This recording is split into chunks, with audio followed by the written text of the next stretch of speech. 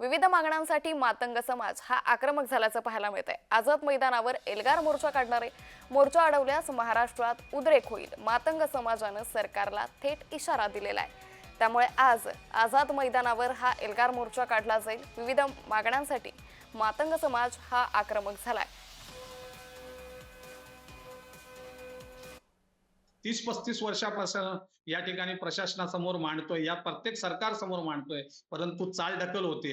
या वेळचा जो 1 ऑगस्ट 2024 ला सर्वोच्च न्यायालयाचा जो जजमेंट आलेला आहे, त्या अनुषंगाने तात्काळ याची अंमलबजावणी व्हावी आणि मातंग समाजासहित बाकीच्या ज्या 58 वंचित जाती आहेत त्यांनाही त्यांचा हक्क अधिकार मिळावा यासाठीचा तो आंदोलन आहे आणि त्यामध्ये मोठ्या संख्येने ठाणे जिल्ह्यातली लोकसंख्या सगळ्यात जास्त असणार आहे।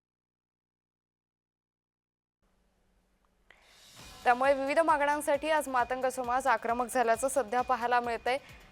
आज आझाद मैदानावर हा एल्गार मोर्चा काढला जाणार आहे। त्यामुळे एकंदरीतच आता सरकारला मातंग समाजानं थेट इशारा दिल्याचं पाहायला मिळतंय। जर मोर्चा अडवला तर मोठा एल्गार केला जाईल असं देखील यावेळी थेट इशारा देण्यात आलेला आहे। त्यामुळे एकंदरीतच या मोर्चाची रूपरेषा पाहावी लागेल।